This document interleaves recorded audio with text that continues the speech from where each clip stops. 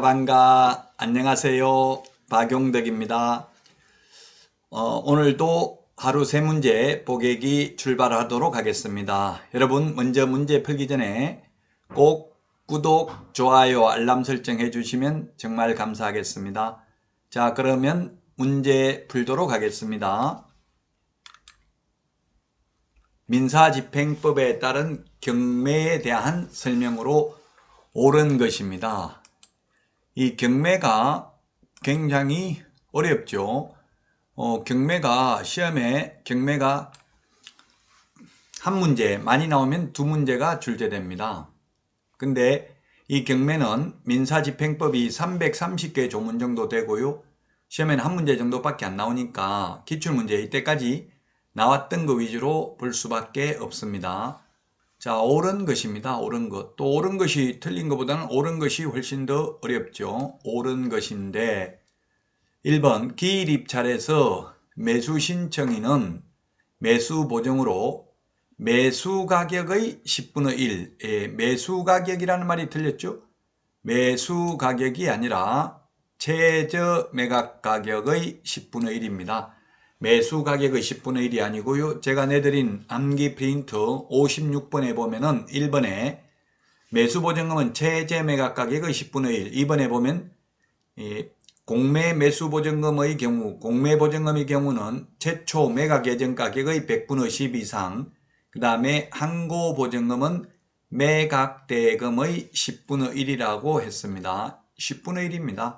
10분의 1이나 10%나 같은 말이죠. 집행관에게 제공해야 됩니다. 최저 매각 가격의 10분의 1로 2002년도에 바뀌었습니다. 옛날에는 응찰가, 입찰가, 매수 신청 가격, 자기가 써낸 금액의 10%를 냈는데 지금은 최저 매각 가격의 10분의 1. 이게 시험에 가장 많이 나왔던 기출문제 지문입니다. 빅데이터에 의하면 1번이 시험에 가장 많이 나왔으니까 이거 1번은 꼭 기억하시고요. 그 다음에 2번은 매각 허가 결정이 확정되면 법원은 대금 지급 기일이었는데 옛날에는 지금은 기한으로 바뀌었습니다. 매수인에게 통지해야 하고 매수인은 대금 지급 기일이 아니라 대금 지급 기한까지 매각 대금을 지급해야 됩니다. 매각 대금을 다 내는 순간 소유권을 취득하죠. 대금 지급 기일이 아니라 기한으로 바뀌었다. 옛날에 기일이었는데요. 기일이면 딱 정해진 날짜에 돈을 내야만 하는데 만약에 가령 3월 8일 날 돈을 내는 기일이라면 3월 7일 날 은행에 대출을 다 갚아버리고 저당권 말소하고 경매 절차를 취소시킬 수 있습니다. 그러나 지금은 정해진 날까지 내면 되니까 빨리 돈을 내버리면 빨리 소유권을 취득하겠죠. 그래서 대금 지급 기일에서 기한으로 바뀌었습니다.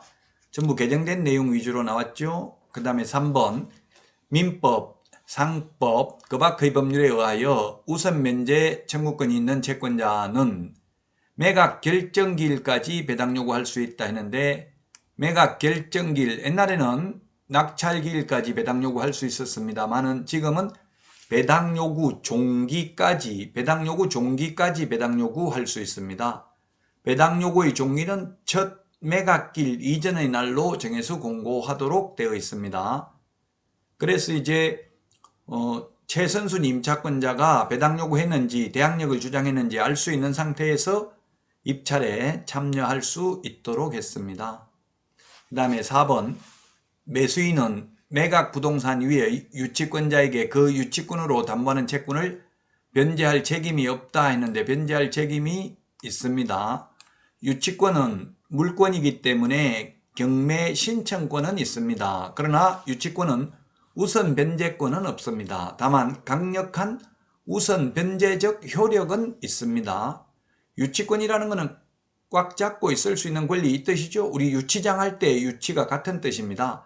흔히 민법에서 예를 드는 게 세탁소에 세탁물을 맡겼는데 세탁비를 안 주면 세탁소 주인은 그 세탁물을 안 내주고 가지고 있을 수 있는 권리고요. 시계 수리를 맡겼는데 시계방 주인은 시계 수리비를 안 주면 시계를 유치하고 가지고 있고 안 내줄 수 있는 권리입니다. 부동산에서는 세입자가 집수리를 했는데 주인이 집수리비를 안 주면 집수리비 받을 때까지 그 집에서 안 나가고 버틸 수 있는 힘이 유치권입니다. 그래서 집수리비 다 변제할 책임이 있죠. 변제 안 하면 안 나가면 되겠죠. 물론 경매에서 우선 변제권은 없습니다. 유치권자는. 5번 매각 부동산 위의 전세권은 저당권에 대항할 수 있는 경우라도 전세권자가 배당 요구를 하면 매각으로 소멸한다. 그렇습니다. 최선순위 저당권이라 하더라도 배당 요구를 하면 배당을 모두 다 받기 때문에 소멸을 합니다. 물건이기 때문에 당연히 배당받을 수밖에 없죠. 배당을 못 받으면 경매 절차가 취소돼야 되겠죠. 왜? 경매 신청하는 분들은 당연히 한 푼도 못 받을 거니까. 5번이 정답입니다. 경매는 좀 어렵습니다. 민사집행법이 330개 조문인데 시험에는 한 문제 정도밖에 안 나옵니다. 저도 한국민사집행법 학회 정회원인데 대부분이 이제 판사들이고요. 회원들이 보면 그 다음에 집행관, 사법보좌관, 법무사 이런 분들이 많이 있습니다. 검사들은 없죠. 물론 변호사들은 조금 있고요. 저도 그래서 민사집행법을 어느 정도는 알고 있습니다만은 워낙 방대한데 법무사 같은 경우는 별도로 민사집행법이 시험 과목에 있습니다. 그러나 우리는 한 문제 정도밖에 안 나오니까 기출문제 위주로 보는 수밖에 없습니다.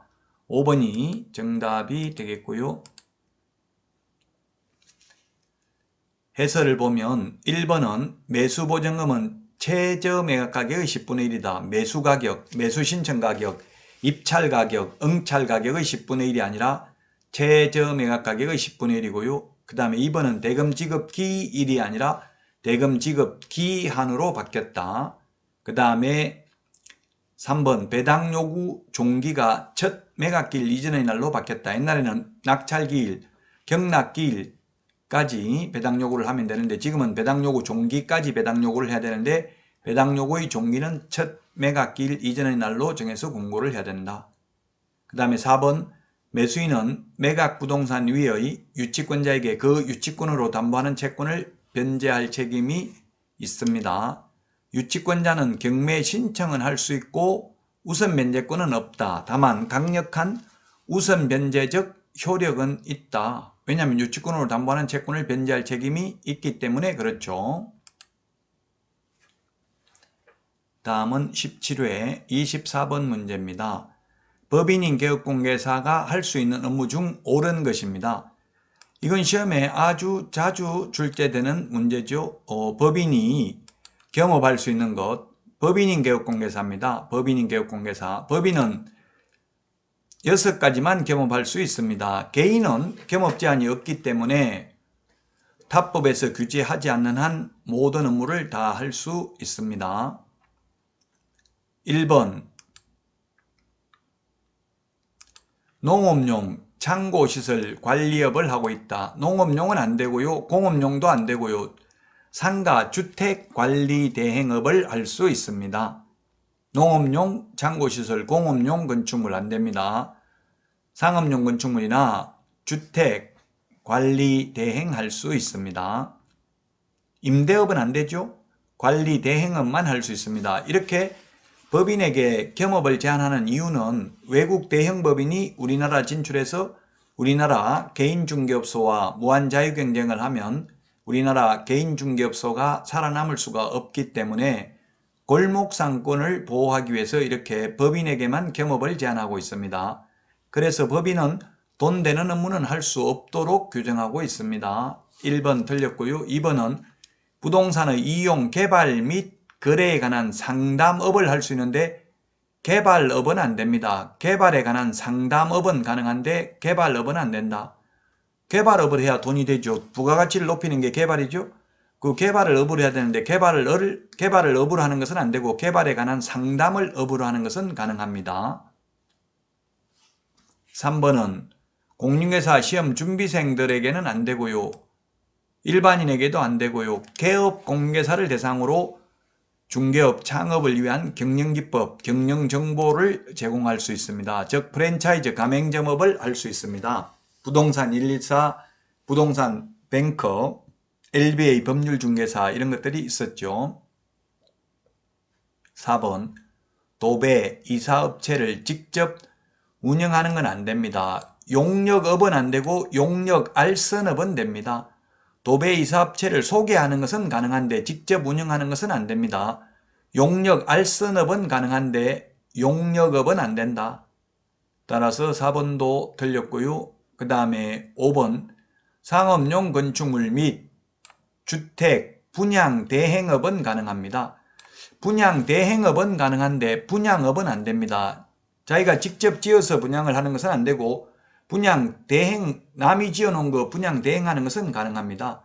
분양, 대행업을 하면 보통 MGM이라고 해서 아파트 같은 경우는 300만원, 빌라 같은 거는 500만원 이 정도밖에 못 받습니다. 그러나 직접 분양업을 하면 자기가 직접 지어서 분양을 하면 그게 분양업이죠. 분양업을 하면 50% 정도 남을 수 있습니다. 분양이 잘 된다면. 따라서 이렇게 돈 되는 것은 할 수가 없다. 돈 안 되는 거 분양 대행업은 할 수 있고요. 분양업은 할 수 없다. 5번은 분양 대행이라고 했으니까 대행 뒤에다가 업이라는 말을 붙여도 가능합니다. 대행을 반복하면 그게 대행업이죠. 법조문에는 업이라는 말은 없지만 대행이라고 되어 있지만 대행을 여러 번 하면 분양 대행업이 되겠습니다. 분양 대행업은 가능하지만 분양업은 안 된다. 따라서 5번이 정답이 되겠습니다. 법인의 겸업 제한, 우리 법 제14조에 규정되어 있습니다. 상업용 건축물 및 주택의 임대관리 등 부동산의 관리 대행업은 할 수 있습니다. 농업용 건축물, 공업용 건축물은 안 됩니다. 그 다음에 2번 개발업은 할 수 없고 개발에 관한 상담업은 할 수 있다. 3번은 공인중개사 시험준비생을 대상으로 할 수 없고요. 개업공개사를 대상으로 경영기법 및 경영정보 제공할 수 있다. 4번은 용역알선업은 할 수 있지만 용역업은 할 수 없다. 즉 용역이라는 건 서비스를 제공하는 것, 노무를 제공하는 걸 말하죠. 도배이사업체를 직접 운영하는 건 안 되고 도배이사업체를 소개하는 것은 가능하다. 소개를 업으로 하는 것은 가능하다. 용역알선업만 되고 용역업은 안 된다. 5번 상업용 건축물 및 주택의 분양 대행은 가능합니다. 분양업은 안 되고 분양 대행업은 가능하다. 따라서 5번이 정답이 되겠습니다. 25번 문제 보겠습니다. 배당 순서인데요. 이 배당 순서는 시험에 2번밖에 출제가 안 됐습니다. 배당 순서가 가장 먼저 배당하는 게 뭔가요? 가장 최선순위로 배당을 하는 게 경매비용입니다. 경매비용, 송달료 이런 게 되겠죠. 경매비용, 그 다음에 제3취득자가 지출한 필요비, 유익비가 되겠고요. 우리 보기에는 없네요. 그 다음에 하는 게 이제 최우선 면제죠. 최우선 면제가 소액임차보증금, 주택, 상가, 소액임차보증금 최우선 면제되고요. 그 다음에 근로기준법상 최종 3월 분 임금, 근로자 퇴직급여 보장에 관한 법률에 따른 최종 3년간 퇴직금, 재해보상금 이런 게 최우선 면제되고요. 최우선 면제 빼고 나면은 우리 여기 보기에는 없지만 당해세죠. 당해세 2순위 당해세. 이 당해 부동산에 대한 만약에 이 집이 경매 넘어가면 이 집에 대한 재산세, 종부세 안 낸 게 있다면 그건 다른 담보물권자보다 먼저 배당이 되고요. 그래도 남는 돈이 있다면 이제 담보물권이죠. 물권이죠. 물권이 아닌데 물권에 준하는 보호를 받는 게 확정일자 받은 임차권, 그 다음에 조세채권, 세금은 법정기일이 앞서 있으면 저당권보다 앞서 있다면 저당권보다 먼저 배당을 받습니다. 따라서 물권, 확정일자 부임차권, 그 다음에 조세채권은 순서에 따라 배당을 해줍니다. 그래도 이제 물권이 배당받고 또 남는 돈이 있다면 임금채권, 월급입니다. 월급. 또 남는 돈이 있다면 후순위 조세채권이고요. 그래도 남는 돈이 있다면 이제 건강보험료와 같은 각종 공과금입니다. 4대 보험료, 국민건강보험료, 산재보험료, 고용보험료, 국민연금보험료, 수도요금, 전기요금 이런 게 되겠죠. 그래도 남는 돈이 있으면 마지막으로 일반 채권이 되겠습니다. 정답은 2번이 되겠죠. 이 배당 순서는 해마다 시험에 출제되는 것은 아닙니다. 그렇지만 배당 순서를 알고 있는 게 바람직하긴 하겠죠. 조금 전에 말씀드렸던 배당 순위입니다. 0순위 가장 먼저 배당하는 게 경매 집행비용, 그 다음에 제3취득자가 지출한 필요비, 유익비. 2순위가 최우선 면제. 요건 뭐 2순위를 1순위라고 할 수도 있어요. 0순위를 1순위라고 하고요. 순서가 이제 순서대로라는 뜻이죠. 2순위가 최우선 면제고요. 그 다음에 3순위가 당해세고요. 4순위가 물권 또는 확정일자부 임차권, 그 다음에 조세채권, 요건 순서에 따라 배당을 한다고 했고요. 그 다음에 남는 돈은 임금, 월급이고요. 그 다음에 후순위 세금이고요. 그 다음에 각종 공과금, 마지막으로 일반 채권이 되겠습니다. 여러분 많은 도움 되셨나요? 도움 되셨다면 꼭 구독, 좋아요, 알람 설정 해주시면 정말 감사하겠습니다.